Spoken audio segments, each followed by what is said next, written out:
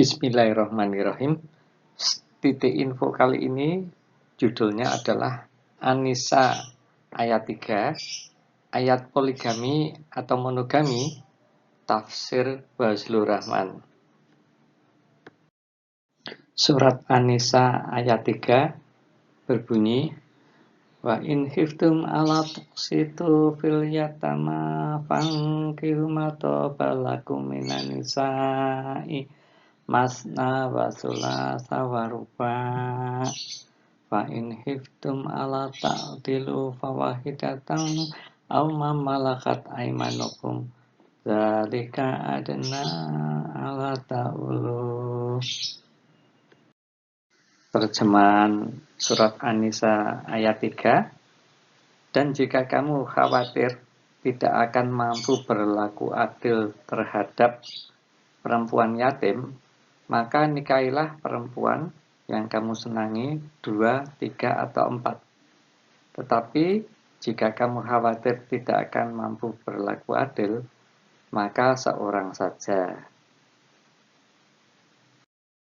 Nah, bagi kaum muslimin pada umumnya, ya, juga tafsir-tafsir para ulama itu mengatakan bahwa seorang laki-laki itu diperbolehkan, ya, untuk menikah hingga sampai 4 istri, gitu. Sehingga ini kemudian dijadikan dalil, ya, seorang laki-laki untuk menikah, ya, sudah punya istri, kemudian ingin menikah lagi, kemudian ingin menikah lagi, hingga mencapai 4 istri, gitu. Namun hal ini oleh Fazlur Rahman, ya, ditafsir secara berbeda, gitu.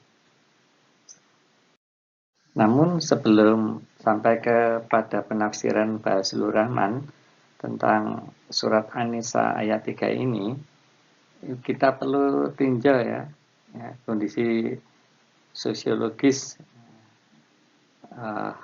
Arab pra-Islam, ya, terutama sebelum ayat ini turun, gitu.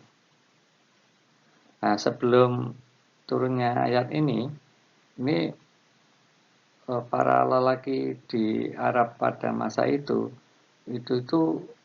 dibebaskan untuk memiliki istri bahkan hingga belasan atau puluhan, gitu. Nah, ini kan seolah-olah bisa dikatakan bahwa seorang perempuan itu di mata lelaki-laki itu, ya, sepertinya tidak berharga, gitu. Sebagaimana fungsinya sebagai barang koleksi, gitu. Nah, ini oleh Islam dipandang tidak manusiawi, gitu.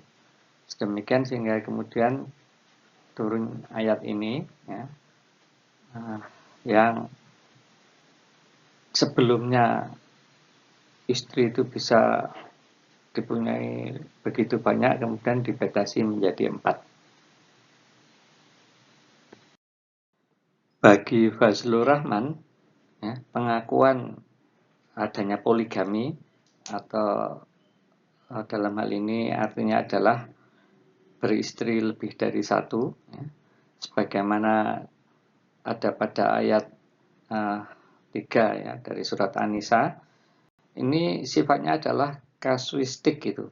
Jadi sangat khusus, spesifik, ya, untuk menyelesaikan masalah yang terjadi pada masa itu, gitu, Arab pra-Islam.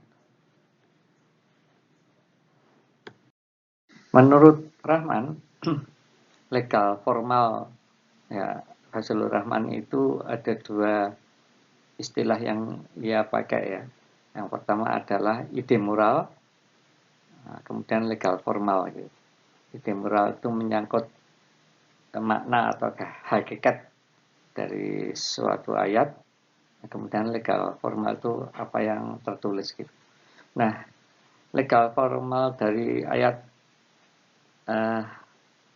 3 dari surat An-Nisa tersebut adalah pembatasan dengan 4 istri ya. Jadi untuk mencari sebuah ide moral diperlukan pemahaman terhadap ayat tersebut. Dalam hal ini poligami itu tak terbatas, diatur dengan ketat ya, dan jumlah istri dibatasi sampai 4 orang saja ya.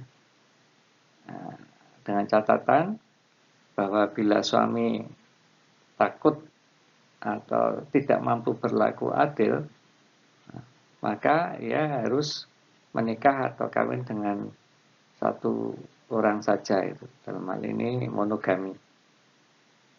Sementara itu masih di surat yang sama, yakni An-Nisa, namun ayatnya lain, yakni ayat 129, disebutkan walam tastati'u an ta'dilu bainan nisa'i walau harasatu, yang dalam bahasa Indonesia diterjemahkan dengan engkau tidak akan mampu bertindak adil di antara istri-istri ya, betapapun engkau menginginkannya.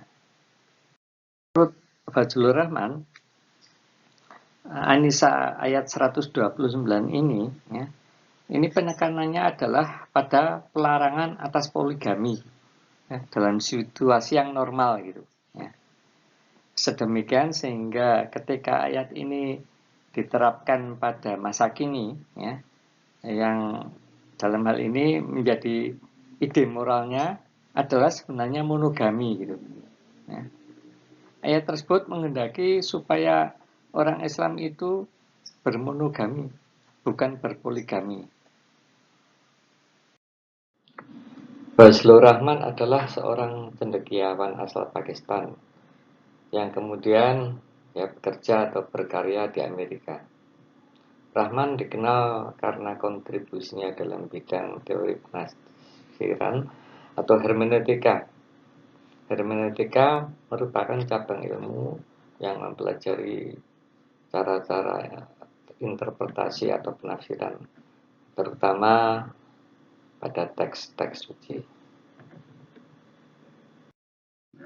Hermeneutika atau dalam hal ini adalah metodologi penafsiran gerakan ganda atau double movement Fazlur Rahman merupakan konsep yang menarik dan baru dalam dunia pemikiran Islam kontemporer.